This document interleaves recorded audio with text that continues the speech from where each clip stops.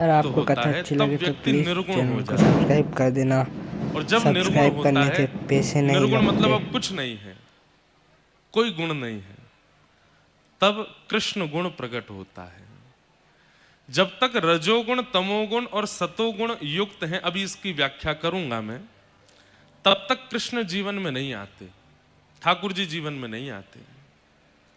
जैसे ही रज, तम और सत्व तीनों का समापन होता है, तब निर्गुणता यानी कि कृष्ण गुण प्रकट होता है।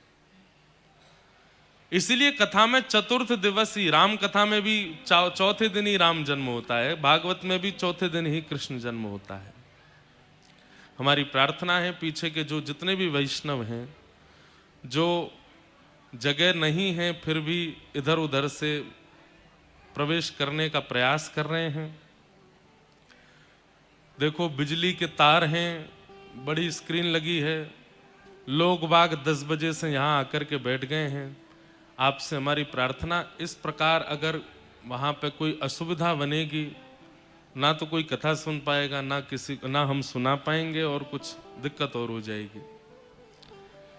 जो भाई लोग विलंब से आए हैं, जगह नहीं मिल पाई है, उनसे हमारी प्रार्थना, आंख बंद करके कथा सुन लो, बाहर ही बैठ जाओ जहां जगह मिल जाए।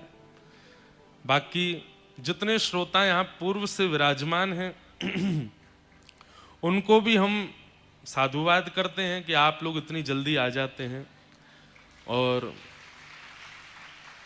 नवंबर दिसंबर में भी आप जुलाई का महीना प्रकट कर रहे हैं पंडाल में, गर्मी लग रही है, तो ये आप सब लोगों का प्रेम है, भाव है। लेकिन हम आपको सतर्क भी कर दें, कई बार बहुत संख्या की भीड़ में कई अराजक तत्व भी आ जाते हैं जो आपकी वस्तु भी खींच सकते हैं, आपके साथ कुछ दुर्व्यवहार भी कर सकते हैं। इसलिए आप लोग अपना ध्यान रखते हुए ही कथा सुनिएगा।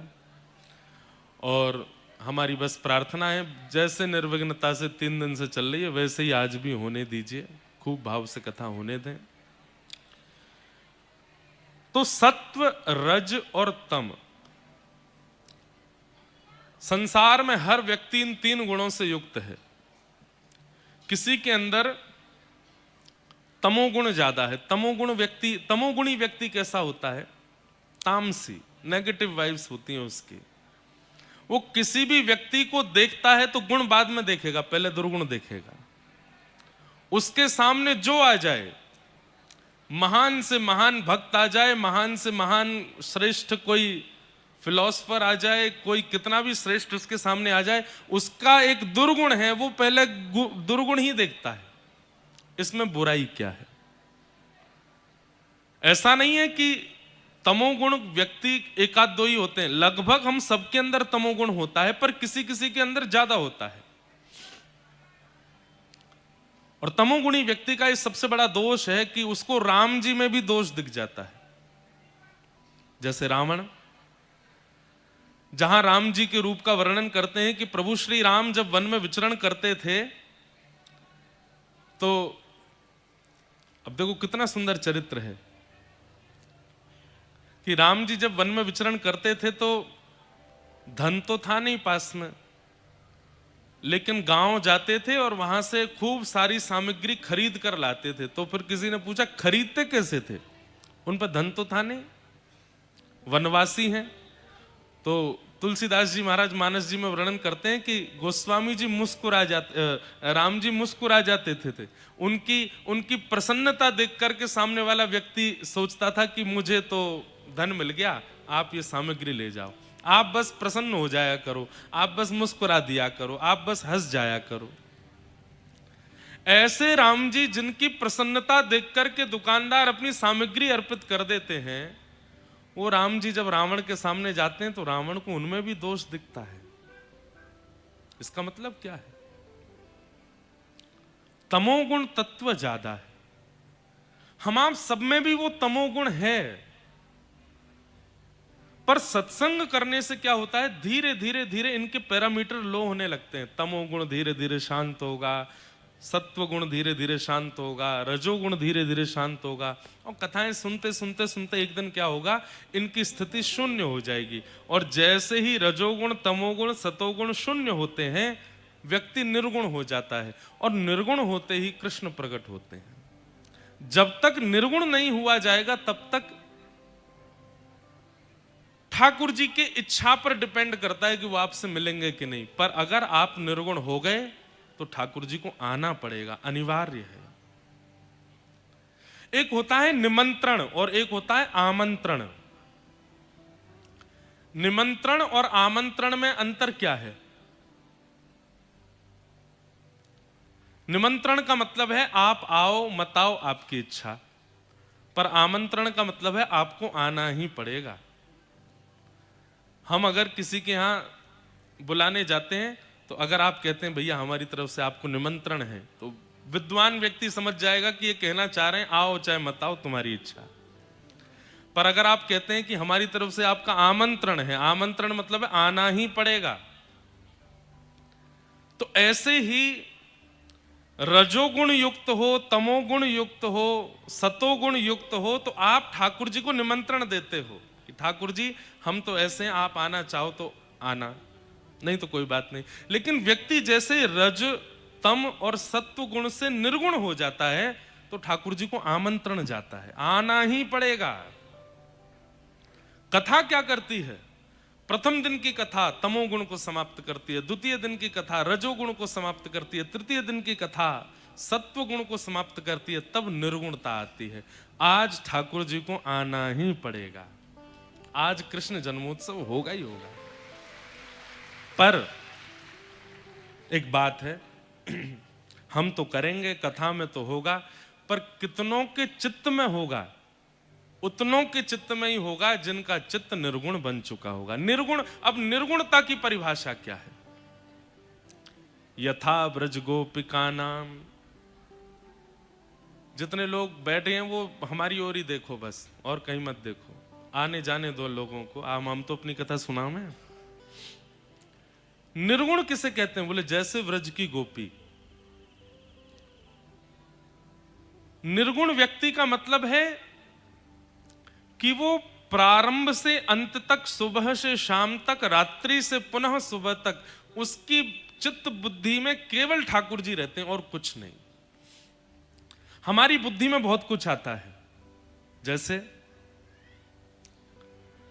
आप लोग कथा में आए तो दो तीन बातें सोच के आए होंगे। पहली बात क्या सोची? चलो कथा सुन लेंगे, कुछ नया प्राप्त करके आएंगे। दूसरी बात साथ में क्या सोच के आए होंगे कि प्रसाद भी तो मिलेगा, कुछ खा लेंगे। अब जैसे ही आपने प्रसाद का चिंतन किया, खाने का चिंतन किया, तो यहां पर अब गुण बदल गया।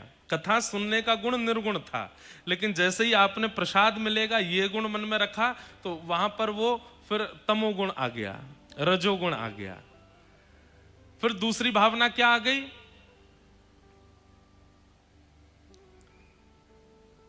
हमारे अड़ोसी पड़ोसी भी जा रहे हैं, ये जब हमको कथा में बैठा देखेंगे तो हमको देख के इनके मन में आएगा अरे ये भी भक्त है, तो यहां पर ये रजोगुण प्रकट हो गया। उनको दिखाने के लिए जा रहे हैं कि हम भी भक्त हैं। 5-6 बातें सोच कर कहते हैं मेला लगा है, थोड़ा झूला झूल लेंगे, बाहर पॉपकॉर्न मिल रहे होंगे, फूला मिल रहे होंगे, खा लेंगे, बाहर टिक्की लगी होगी वो करे आएंगे।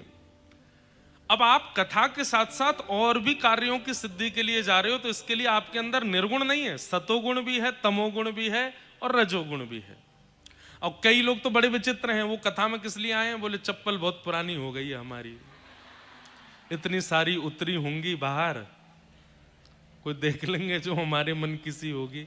अब जा तो रहे कथा में निर्गुण बनने के लिए, लेकिन वहां पर तमोगुण उनके चित्त में है। अरे कहां कहां बताएं, कई बातें तो हम मंच से बता नहीं सकते। प्रियसी ने संदेश भेज दिया है कि मैं आज कथा जाऊंगी, तुम भी आ जाना, तो वो दोनों यहां बैठे हैं। बढ़िया है भाई, कहां बैठी हो? दिख नहीं रही हो? आगे बैठी हूं, अगले कीर्तन में नाच के दिखा देना। तो अब यहां क्या आ गया? यह भी एक तमोगुण आ गया। कथा निर्गुण है, पर हम आप सब उसमें कितनी भावनाएं रख लेते हैं, रजोगुण सतोगुण। अब इन भावनाओं को रखने से क्या होगा? आपका कुछ बुरा नहीं होगा, लेकिन भला भी नहीं होगा। ठाकुर जी चित्त में आना चाहते होंगे, लेकिन वो आएंगे नहीं। क्यों? क्योंकि मन में रजोगुण है, मन में सतोगुण है, मन में तमोगुण है। कथा में तो केवल एक भावना से आओ, क्या? तुम हमारे थे प्रभु जी, तुम हमारे हो, तुम हमारे ही रहोगे, ओ मेरे प्रेम। मेरा प्रेम आपसे ठाकुर जी बहुत है, पर मैं कथा सुनूं, महाराज जी की वाणी सुनूं, भागवत जी के श्लोक सुनूं, कीर्तन सुनूं, और वहां भक्त मंडली के बीच में बैठ के करताल बजा के नृत्य करूं, उससे मेरा प्रेम और आपके चित्त में बढ़े, चरणों में बढ़े, इसलिए हम कथा में जा रहे हैं। ये निर्गुण स्वभाव है। अब आपकी इच्छा इसमें और कुछ नहीं है। अब ये भी इच्छा होती है कई लोगों की, हम कथा में जाएंगे, हम अपनी अप्रोच लगाएंगे, जैक लगाएंगे तो हमको मंच पे जाने को मिलेगा, महाराज जी पटका पहना देंगे, माला पहना देंगे, हमारे संग फोटो खिंचा लेंगे। फोटो खिंचाना तमोगुण है। हम तो सुबह से शाम तक बस कथा छोड़ के स्टैचू से ही बने रहते हैं। कैमरा की इतनी आदत पड़ गई है, अब तो हमें ही कोई सामने आ जाओ बेटा फोटो खिंचा ले, कैमरा नहीं लाए। ये भी एक तमोगुण है। आप किस उद्देश्य से जाते हैं, वह उद्देश्य आपके गुण का प्रतिपादन करता है। पर ठाकुर जी प्रकट तभी होंगे जब निर्गुण है। गोपियों का निर्गुण स्वभाव है। वो श्रृंगार भी इसलिए करती हैं कि हम नंद भवन की ओर से जाएंगी तो कन्हैया हमें देखेगो, और हमें देख करके कन्हैया को अच्छा लगेगो। वो माखन भी इसी भाव से निकालती हैं कि कन्हैया चोरी करवे आवेगो। वो भोजन भी इसीलिए बनाती हैं क्योंकि ठाकुर जी पाएंगे। वो यमुना जल भरने के लिए भी इसलिए जाती हैं कि कहीं प्यास के कारण ठाकुर जी सामने आके कहेंगे मुझको जल पिलाए दे। प्रत्येक क्रिया, प्रत्येक स्थिति के पीछे ठाकुर जी विराजमान हैं। ये निर्गुण स्वभाव है। ऐसा स्वभाव जिनका बन जाता है, उनके चित्त में ठाकुर जी आते हैं। आपकी प्रत्येक क्रिया ठाकुर जी के संबंध की हो जाए। घर बना रहे हैं, किसके लिए बना रहे हैं? अपने लिए बना रहे हैं? नहीं, ठाकुर जी के लिए बना रहे हैं। ठाकुर जी के लिए सुंदर नव निकुंज बना रहे हैं, फिर वो ठाकुर जी के लिए ही बनना चाहिए। हम एक बात कहते हैं, कई घरों में जाते हैं तो ऐसा लगता है कि घर के मालिक तो ये व्यक्ति हैं, ठाकुर जी यहाँ किराए पे हैं। पर कई घरों में जाके ऐसा लगता है मालिक ठाकुर जी हैं, ये जो लोग हैं ये किराए पे यहाँ रहते हैं, घर तो ठाकुर जी का है। वास्तव में घर वही श्रेष्ठ जहां ठाकुर जी मालिक लगते हैं और घर बनाने वाले किराएदार लगते हैं, किराए पर रहने वाले लगते हैं। अब होता क्या है, घर का नाम ठाकुर जी से संबंधित है। जैसे श्री जी निकुंज घर का नाम है, श्री जी निकुंज, श्री जी का निवास। लेकिन भीतर जाके घर में जब देखा श्री जी कहाँ हैं, कोने में बैठी हैं, छोटी सी अलमारी में बैठी हैं। नहीं, आपके घर का स्वरूप है। मैंने एक बार कहीं कथा में बताया, बड़ी वायरल हुई वो बात। एक घर में हम गए थे, उस घर में जाकर के इतना अच्छा लगा। घर का नाम वृंदावन। मैंने कहा ये तो सब घर के लोग बढ़िया नाम रखते ही हैं अपने घर का।